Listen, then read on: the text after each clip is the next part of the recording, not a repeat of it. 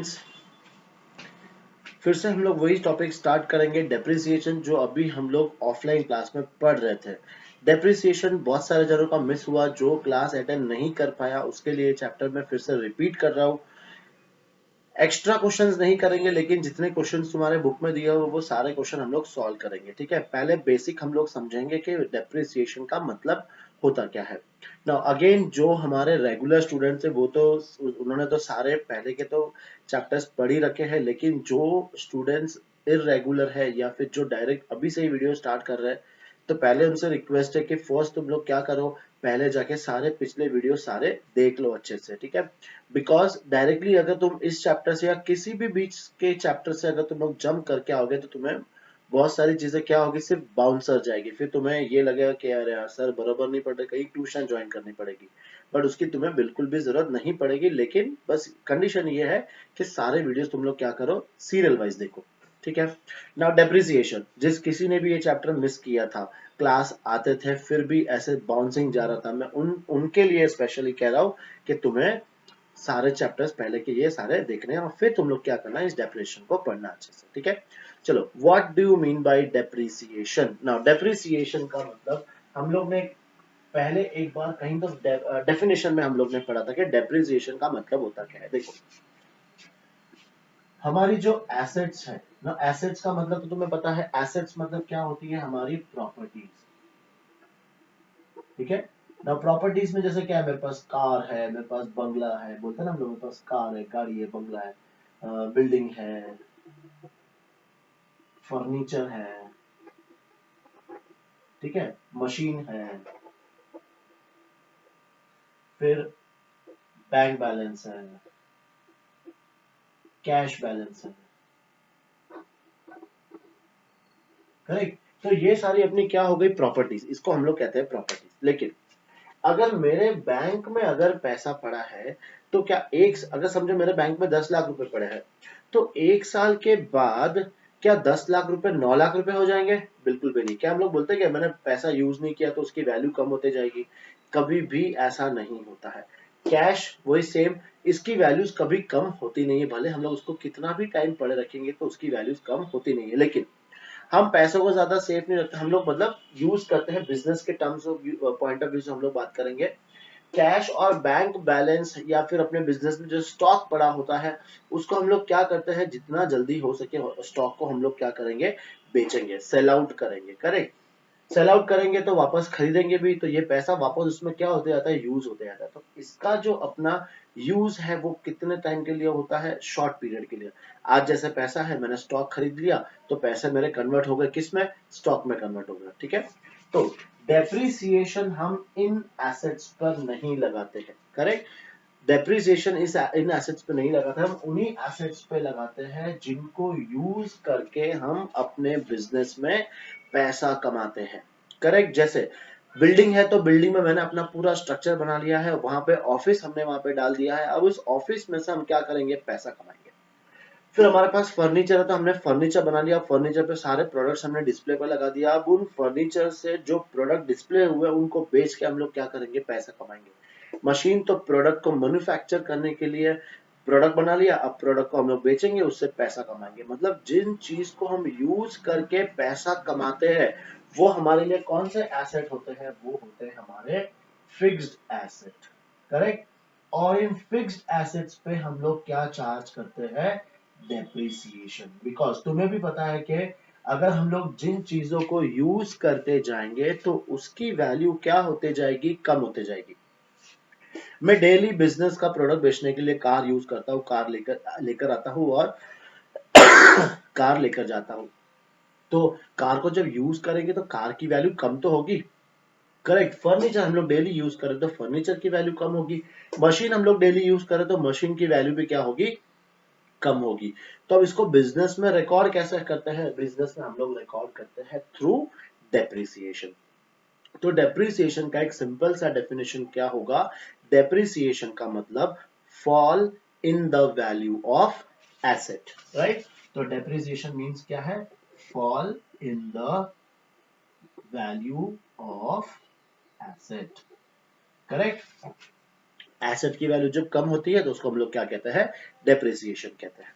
फिर अब ये तो समझ में आ गया कि कौन से एसेट पे हम डेप्रिसिएशन चार्ज करते हैं और कौन से एसेट पे हम लोग नहीं चार्ज करते ना। ये समझने के बाद अब हम लोग कुछ और टर्म्स भी पढ़ेंगे, जैसे कॉस्ट प्राइस, ये हमें पढ़ना है ना। What do you mean by cost price? अब जैसे मैं तुमको बोलता हूँ कि तुमने भाई मोबाइल अपना कितने में खरीदा, कोई बोलेगा 10,000, कोई बोलेगा 20,000, कोई बोलेगा 25,000, ये हो गए तुम्हारी मोबाइल की परचेज प्राइस। अगेन समझना, कॉस्ट प्राइस नहीं है, वो तुम्हारी क्या हो गई, परचेज प्राइस।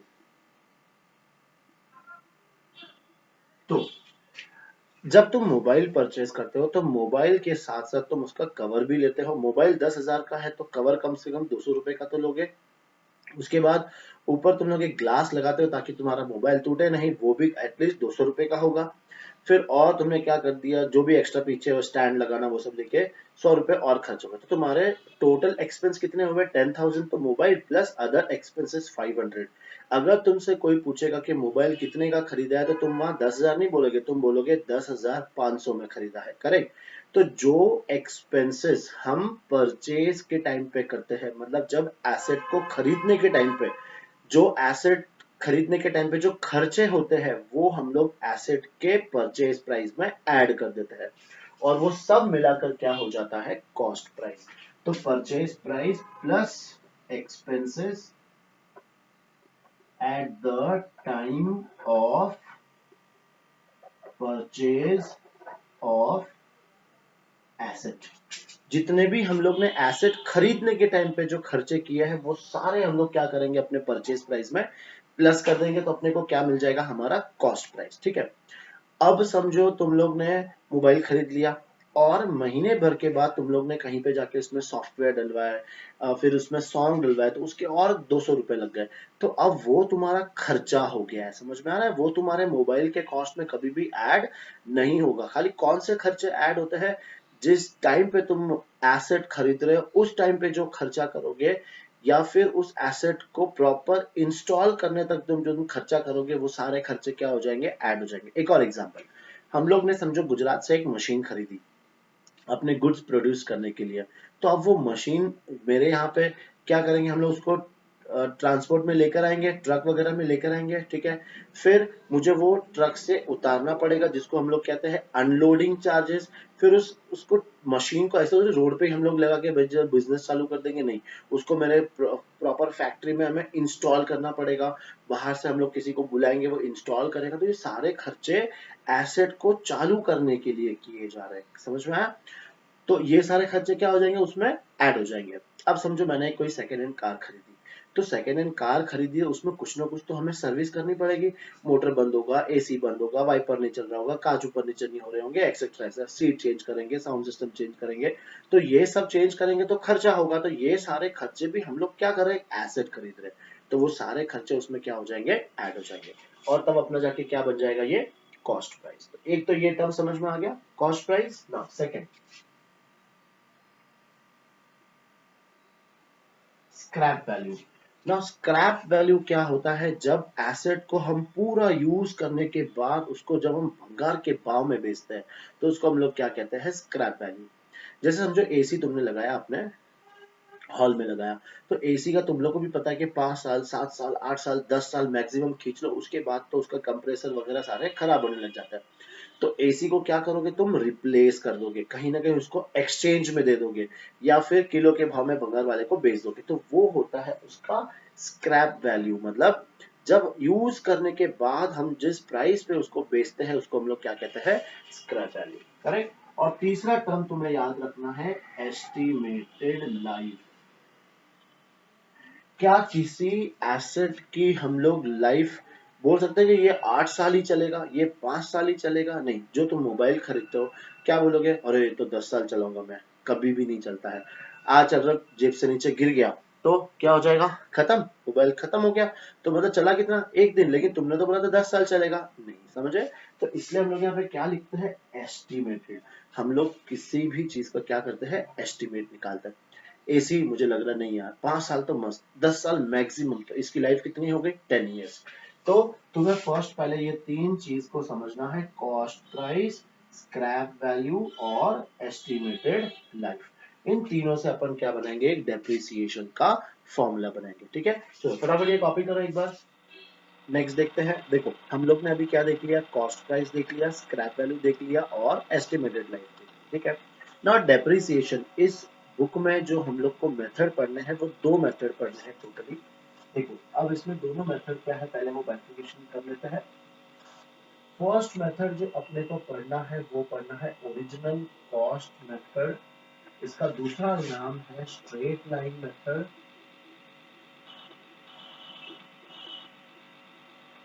और एक और हम चीज कह सकते हैं इसको फिक्स्ड कॉस्ट।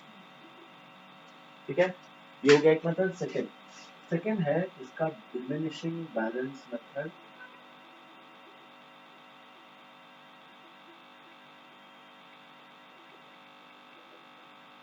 और हम लोग कह सकते हैं रिटर्न डाउन वैल्यू मेथड।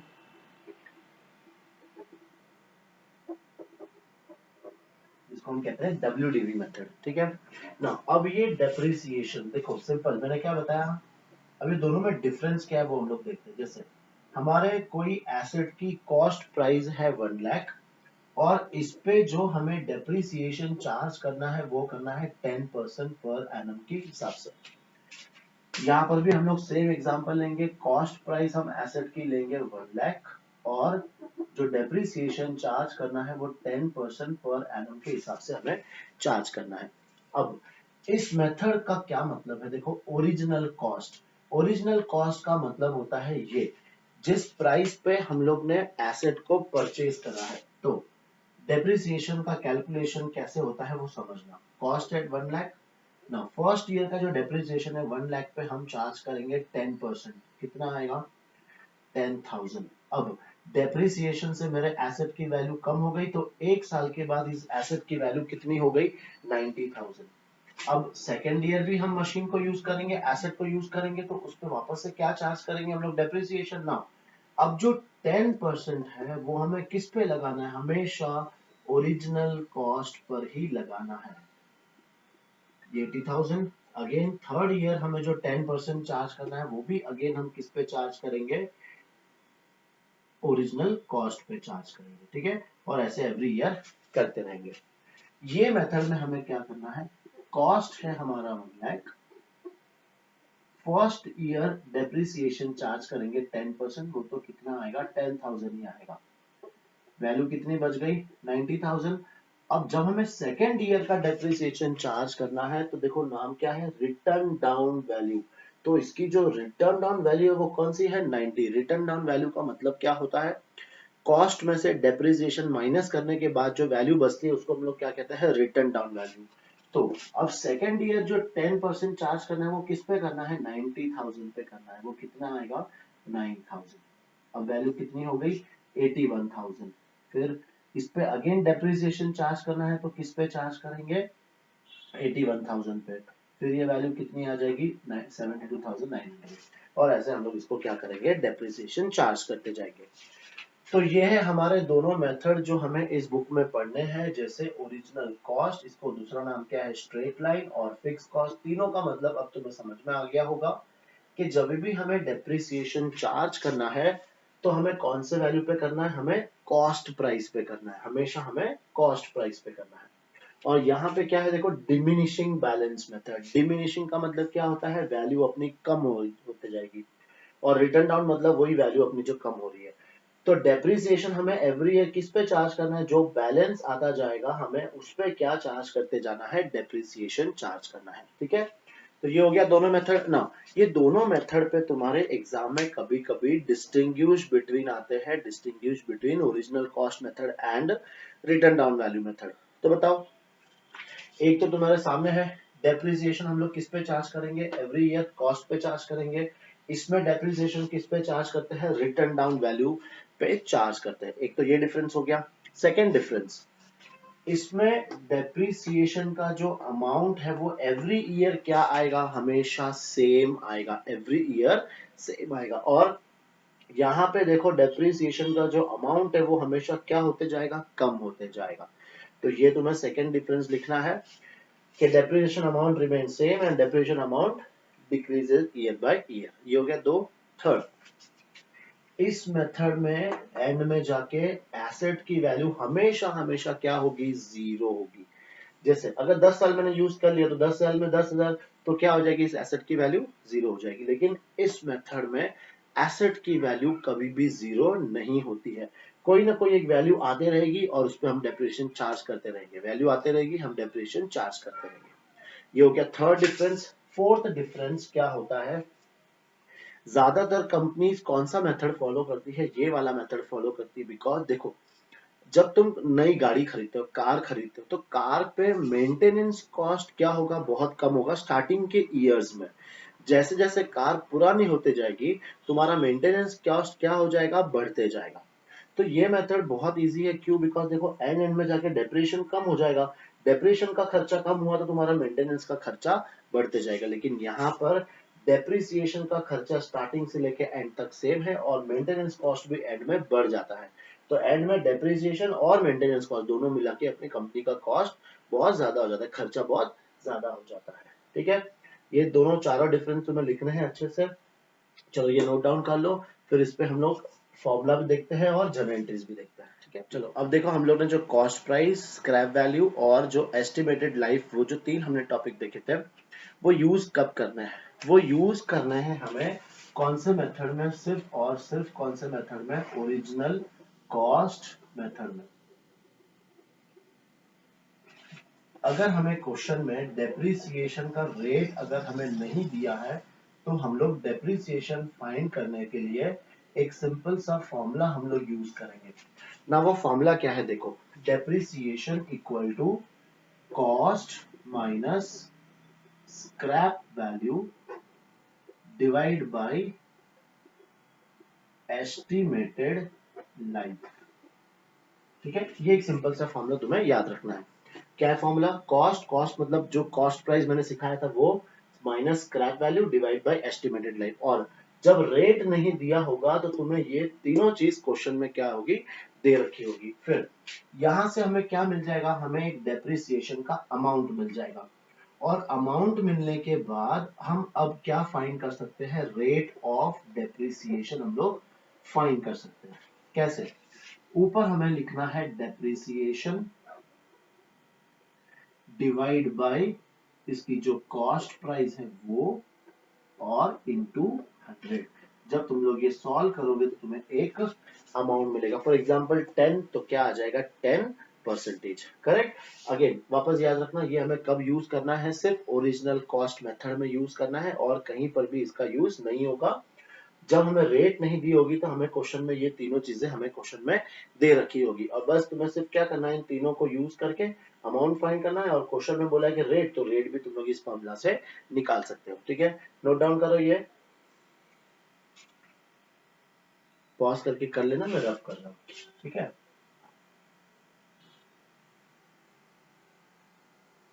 देखो अब जैसे एग्जांपल, क्वेश्चन में हमें कॉस्ट प्राइस, क्वेश्चन में कॉस्ट प्राइस दी है, समझो 2,10,000, और स्क्रैप वैल्यू हमें क्वेश्चन में दी है 10,000, और एस्टिमेटेड लाइफ हम लोग को दिया है 5 इयर्स। ठीक है, अब ये तीनों से हम लोग क्या फाइंड करेंगे, हम लोग डेप्रिसिएशन का अमाउंट फाइंड करेंगे। तो डेप्रिसिएशन पहले हम लोग क्या लिखेंगे, फॉर्मूला, फॉर्मूला क्या है अपना, cost minus scrap value divide by estimated life. ठीक है, अब बताओ कॉस्ट प्राइस, कॉस्ट प्राइस कितनी है, 2,10,000 माइनस स्क्रैप वैल्यू आ गई 10,000 डिवाइड बाय एस्टिमेटेड लाइफ कितनी है, 5 इयर्स। तो ये आंसर आ गया अपना 2 लाख डिवाइड बाय 5, तो ये आ जाएगा 40,000। तो ये 40,000 अपने को क्या मिला, 40,000 मिला अपने को डेप्रिसिएशन का अमाउंट, जो हमें एवरी ईयर क्या करना है, चार्ज करना है, मतलब अपने एसेट की वैल्यू अपने को कम करते जानी है। और अगर हमें रेट पूछा है तो फिर रेट के लिए दूसरा फॉर्मूला अपन यूज करेंगे और उससे अपने को रेट मिल जाएगा। ठीक है, तो देखिए लिख लो एग्जांपल। चलो अब वो एक क्वेश्चन तुमने लिख लिया होगा, बाद में इसके और भी क्वेश्चंस करेंगे, लेकिन एक बार पहले पढ़ लेते हैं कि इस चैप्टर में हम लोग को और आगे आगे क्या क्या देखना है। ना क्वेश्चन में हमें दो टाइप के क्वेश्चंस आ सकते हैं, या तो हमें क्वेश्चन में प्रिपेयर करने होंगे लेजर अकाउंट, और या फिर हमें पास करनी होगी जर्नल एंट्रीज। तो चलो फर्स्ट पहले हम लोग क्या देख लेते हैं कि इस चैप्टर में कौन सी जर्नल एंट्रीज आएगी। तो जर्नल एंट्रीज हमें इस चैप्टर में कौन सी एंट्रीज पढ़नी है। तो फर्स्ट है फॉर परचेज ऑफ एसेट। हम जब भी कोई एसेट खरीदते हैं तो बताओ क्या एंट्री आती है, फटाफट, अगर सामने सामने होते तो सारे जने आंसर दे दिए होते। तो एंट्री आती है एसेट अकाउंट डेबिट, और हम एसेट खरीद रहे तो पैसा जाएगा तो क्या लिखते हैं हम लोग, बैंक। तो अपनी जो परचेज करने की जो एंट्री आएगी वो क्या आएगी, asset account debit to bank account. ठीक है, तो ये हो गया, हमने एसेट परचेज करा ना फर्स्ट ईयर में, एसेट खरीद लिया। अब फर्स्ट ईयर के एंड में ना देखो, अब दो चीज पहले समझना, जैसे एक होता है कैलेंडर ईयर और एक होता है फाइनेंशियल ईयर। कैलेंडर ईयर अभी हम लोग सब लोग ने बनाया, जो स्टार्टिंग कब होता है 1 जन से और एंड कब होता है 31 दिसंबर से। तो ये तो हो गया हमारा कैलेंडर ईयर। और अपना जो फाइनेंशियल ईयर है, बीइंग ए कॉमर्स स्टूडेंट, हमें जो अपना फाइनेंशियल ईयर याद रखना है वो कौन सा याद रखना है, 1 अप्रैल से लेकर 31 मार्च। ये अपने लिए फाइनेंशियल ईयर है। फाइनेंशियल का ईयर का मतलब होता है कि यहाँ अपनी बुक्स ओपन होती है, सारी एंट्रीज हम लोग करते हैं, और 31 को हम अपनी बुक्स को क्लोज करते हैं, और उस पे जो टैक्स वगैरह आएगा वो हम लोग पे करते हैं। करेक्ट, तो ये हो गया हमारा फाइनेंशियल ईयर। नाउ ये पीरियड के अंदर अगर कोई भी, अगर हम लोग ने एसेट परचेज किया है, जो भी हम लोग ने एसेट परचेज किया होगा, तो उसका जो डेप्रिसिएशन चार्ज होता है वो हमेशा कब होगा, उसके ईयर के एंड में। ठीक है, ऐसा नहीं है कि बीच में हमें डेप्रिसिएशन चार्ज करना है, नहीं। हाँ, अगर बेचा होगा तो अलग बात है, अदरवाइज हमें डेप्रिसिएशन कब चार्ज करना है, ईयर के एंड में चार्ज करना है। ठीक है, तो फॉर चार्जिंग डेप्रिसिएशन, तो अब इसकी एंट्री क्या होगी। देखो जैसे हमने बताया था, डेप्रिसिएशन के वजह से अपने एसेट की वैल्यू क्या हो जाती है, कम हो जाती है, और डेप्रिसिएशन अपने लिए क्या है, एक एक्सपेंस है। तो एक्सपेंस को हम क्या करेंगे, डेबिट। तो यहाँ पर अपना डेप्रिसिएशन अकाउंट क्या हो जाएगा, डेबिट। और टू हम किस पे चार्ज कर रहे हैं, एसेट पे, तो वो एसेट का नाम आ जाएगा। फर्नीचर हो सकता है, मशीन हो सकता है, कार हो सकती है, कोई भी आ सकता है, तो वहां पे एसेट का नाम आ जाएगा। ठीक है, फिर next, for transferring depreciation to profit and loss account. ना ये एक नई चीज है जो हम लोग बुक 2 में हम लोग पढ़ने वाले हैं, अपना प्रॉफिट एंड लॉस अकाउंट। देखो हम साल भर में बहुत सारे अलग अलग खर्चे करते हैं, जैसे हमने रेंट देखा था, सैलरी देखी थी, एडवर्टीजमेंट देखा था, अब जैसे ये डेप्रिसिएशन आ गया, ऐसे बहुत सारे एक्सपेंसेस होते हैं। ईयर के एंड में, मतलब जैसे 31 मार्च के दिन हम ये हिसाब लगाते हैं कि हमने बिजनेस में इनकम कितनी कमाई है और बिजनेस में खर्चे कितने हुए, ताकि एंड में हमें पता चले कि हमने इस साल, हमारे फाइनेंशियल ईयर में हमने प्रॉफिट अर्न किया है या फिर लॉस हुआ है। तो उसके लिए हम लोग कौन सा अकाउंट प्रिपेयर करते हैं, प्रॉफिट एंड लॉस अकाउंट। साल भर के जितने भी खर्चे होते हैं अलग अलग, वो सारे हम एंड में कहाँ ट्रांसफर कर देते हैं, अपने प्रॉफिट एंड लॉस में। तो उसी तरह से यहाँ पर हम इस अपने डेप्रिसिएशन को कहाँ पे ट्रांसफर करेंगे, प्रॉफिट एंड लॉस अकाउंट में ट्रांसफर करेंगे। ठीक है, तो अब एंट्री कैसे याद रखनी है, यहाँ पर देखो हमने डेप्रिसिएशन को डेबिट किया था, अब डेप्रिसिएशन को मैं ट्रांसफर कर रहा हूँ, तो डेप्रिसिएशन को हम क्या कर देंगे, क्रेडिट। तो डेप्रिसिएशन अगर क्रेडिट होगा तो हम डेबिट किसको करेंगे, हम लोग डेबिट करेंगे प्रॉफिट एंड लॉस अकाउंट को डेबिट कर देंगे। ठीक है, तो ये 3 एंट्री तो आएगी। फर्स्ट एंट्री है purchase of asset, second entry है डेप्रिसिएशन, थर्ड एंट्री है transferring depreciation to profit and loss account. अब फोर्थ हमें क्या पढ़ना है इस चैप्टर में, हमने एसेट को खरीदा और हो सकता है इसी बीच में हम उस एसेट को वापस से बेच भी देंगे। तो एसेट बेचेंगे उसकी हमें एंट्री पास करनी है ना। देखो एसेट हमने अगर बेचा है तो बट ऑब्वियस उसका कुछ ना कुछ तो हमें प्रॉफिट होगा या फिर लॉस भी हो सकता है। प्रॉफिट कब होगा? जब हम लोग ने हायर रेट पे बेच दिया होगा तो प्रॉफिट, और लॉस कब होगा? जब हम लोग ने कम रेट पे बेच दिया होगा तो लॉस। ठीक है ना, पहले हम लोग लिख लेते हैं फॉर सेल ऑफ एसेट। पहले हम लोग एक सेल वाली एंट्री पास कर लेते हैं ना। एसेट को बेचा है तो बताओ, ये एंट्री को तुम्हें क्या कर देना है? रिवर्स कर देना है बस, और कुछ भी नहीं करना है। तो क्या आएगी एंट्री बताओ?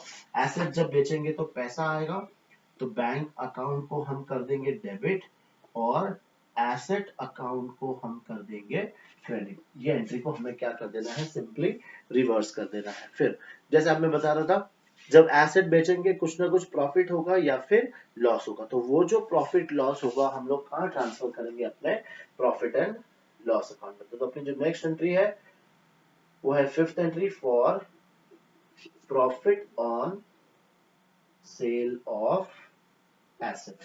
नाउ एसेट पे हमें क्या हुआ है? प्रॉफिट हुआ है, तो हम एसेट अकाउंट को क्या करेंगे?